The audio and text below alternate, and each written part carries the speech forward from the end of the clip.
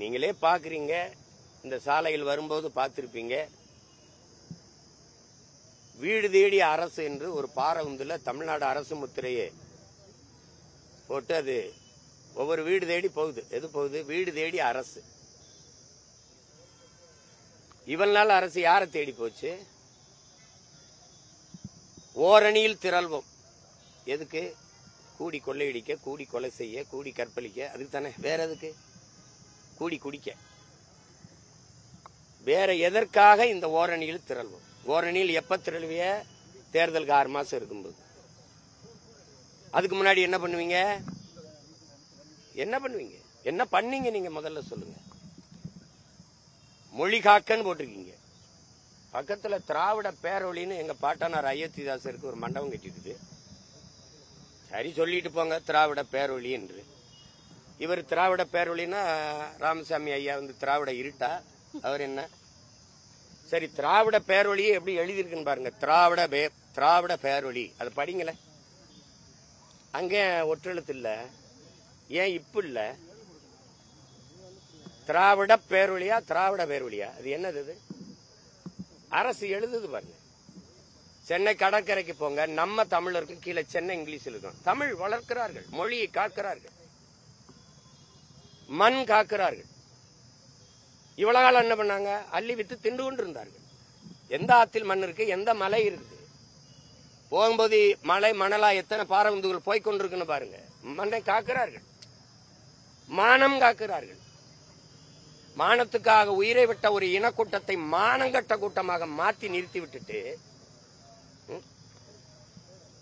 இளவரச அரிசிக்கு 500க்கும் 1000க்கும் கையேந்த வச்சுக்கிட்டு, வேட்டி சேலைக்கு இலவச திருமணத்திற்கு ஏங்கி நிக்க வச்சுக்கிட்டு, பிச்சைக்கார கூட்டமா மாத்தி நிறுத்திட்டு, மண் காக்க, மொழி காக்க, மானம் காக்க எப்ப வர்றீங்க? எப்ப வர்றீங்க? வந்து உங்களுக்கு என்ன பிரச்சனை? பிரச்சனையே 60 ஆண்டுகளா நீங்க தான். உங்க அப்பா, இப்ப நீங்க, அடுத்து இப்ப உங்க மகன், நீங்க தான் பிரச்சனை. நாட்டுக்கு பிரச்சனையே என்னன்னு தெரியாம இப்பதான் வந்து பிரச்சனை என்னன்னு 4.5 வருஷம் 4.5 ஆண்டுகள் ஆட்சியில் இருந்துட்டு, இந்த தேர்தல் வரும்போது ஒரு காதல் வரும் பாருங்க. தோண்டப்பட்ட குழிகள் மூடப்படும், சாலைகள் போடப்படும், எல்லாம் நடக்கும். விளக்குகள் மின்சாரம் அணையாமல் கொடுக்கப்படும். இதுதான் என் உடன் பிறந்தார்களே தேர்தல் அரசியல், கட்சி அரசியல். என்றைக்கு இது இரண்டையும் கடந்து மக்கள் அரசியல் இந்த மண்ணில் மலருதோ, அன்னைக்கு தான் மகத்தான தலைவன் காமராஜரின் ஆட்சி இந்த மண்ணில் மலரும். இல்லைன்னா அது மலராது. சும்மா இவங்க காலங்காலமா இந்த ஏமாற்று பாருங்க. நீ பிஜேபி வந்துடும். பிஜேபின்னு ஒண்ணு இல்லைன்னா திமுக செத்து 20 வருஷம் இருக்கும். திமுகங்கிற கட்சி அழிஞ்சே 20 வருஷம் ஆயிருக்கும். யாராவது மறுக்க சொல்லுங்க. திமுகவை பதவியில் அமர்த்தினது ஐயா ஸ்டாலினா, ஐயா மோடியா? யாராவது மனச்சான்று இருக்கிற நெஞ்ச வச்சு சொல்லுங்க. திமுக கட்சி உழைச்சு வந்துருச்சா? பாரதிய ஜனதா வெல்ல வச்சிருக்கா?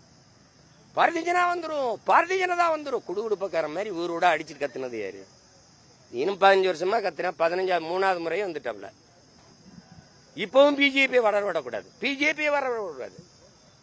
அது எங்க வளருது? பிஜேபி வளர விடக்கூடாதுன்னு பேசுகிற பெருமக்கள், எதிர்கட்சியா இருக்கும்போது கருப்பு கொடியும் கருப்பு பலூனும் பறக்க விட்ட பெருமக்கள் ஆட்சிக்கு வந்தபோது வெள்ளக்கொடி பிடித்தது ஏன்? எதிர்கட்சியா இருக்கும்போது கோபேக் மோடி என்று முழக்கத்தை வைத்த நீங்கள் ஆட்சிக்கு வந்தபோது வெல்கம் மோடி என்று முழக்கத்தை முன்வைத்தது ஏன்? எனிமையா இருந்தவர் அதிகாரத்துக்கு வந்த பிறகு ஸ்வீட் எனிமையா மாறினது எப்படி? அமலாக்கத்துறை சோதனை வந்தது, அது அமுக்குன மாதிரியே அமுல் ஆக்கமாயிருச்சு. எப்படி? அமைதியாயிருச்சு. எப்படி? வந்தார்கள், சோதித்தார்கள். சரி, என்ன நடந்தது? யாருக்காவது சொல்லுங்க. நீங்க எல்லாம் சொல்லுங்க. நேர்மையான ஊடகங்கள் நெஞ்ச தொட்டு எதை பேசுங்க. எங்கது?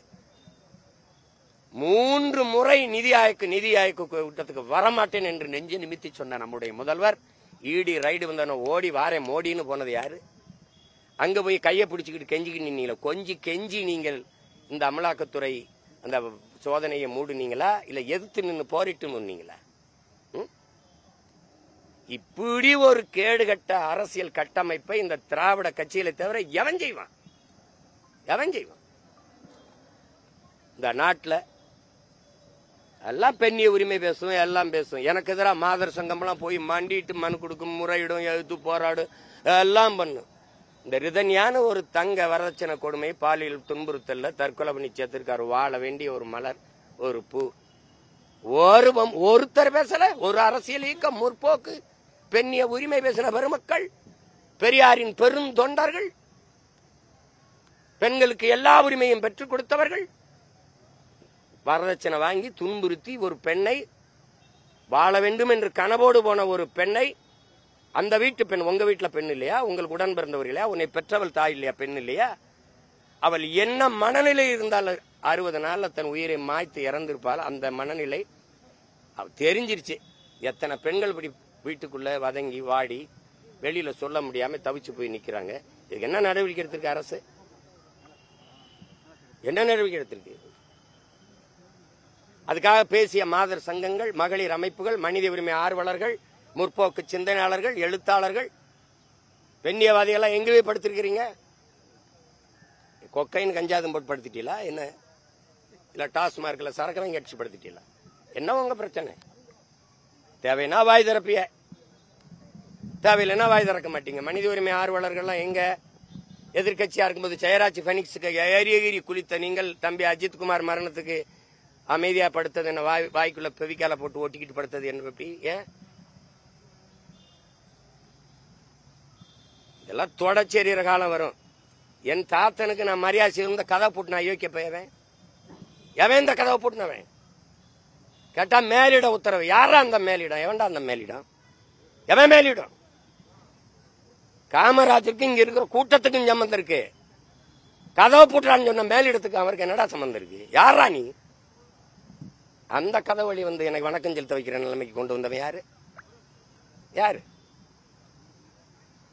இந்த திராவிடங்க எப்படி ஆட்சி செய்வாங்கன்னு பாரு. தீரன் சின்னமலையா 2 கவுண்டர் அமைச்சர் அனுப்புறது, தெய்வ திருமகன் தாத்தா முத்துராமலிங்க தேவருக்கா 2 தேவர் அமைச்சர் அனுப்புறது, இமானுவேல் சேரனுக்கா தேவேந்திர 2 தலைவர் அனுப்புறது, அழகுமுத்து கோன் நம்ம பாட்டனுக்கா 2 கோனாரில் 2 பேர் அனுப்புறது, தாத்தா காமராஜருக்கா எவனாவது 2 பேர் இந்த நாடார்ல இருந்தானா அனுப்புறது. ஆனா அவங்க அப்பன் சமாதிக்கு மொத்த பேரையும் கூட்டிகிட்டு போறது. இதான்டா திராவிடம். இதான் திராவிடம். இந்த மண்ணின் தலைவர்களை, எங்க முன்னோர்களை, எங்கள் அடையாளங்களை சாதியாக பிளந்து கூறுதள்ளி விட்டுட்டு, எங்க தாத்தா காகிதம் இல்லத்தா அங்க 2 இஸ்லாமிய பெரியவர்களை தலைவர்களை அனுப்புறது. ஆனா இவங்க சமாதிக்கு எல்லாரும் போகணும், எல்லாரும் போய் கூடி கும்மி அடிக்கணும், வணங்கணும். உங்களை எல்லாம் உங்களை ஒழிக்கிறதுக்கான காலம் வருது. ரொம்ப நாளா இருக்குது. 6 மாசம் தானே ஆடி பாத்துருவோம். யார் ஆட்டம் சிறப்பா இருக்குன்னு ஒரு தடவை பாத்துருவோம். தாத்தாவை அவன் புகழை போட்டுற நாள்ல இருந்து சொல்றேன், பிறந்த நாள்ல இருந்து பாப்போம். உண்மையிலேயே நல்ல ஆட்சியை, நல்ல அரசை இந்த மக்கள் விரும்பினாங்கன்னா என்ன நடக்கும்னு தெரியும்ல, பாத்துருவோம்.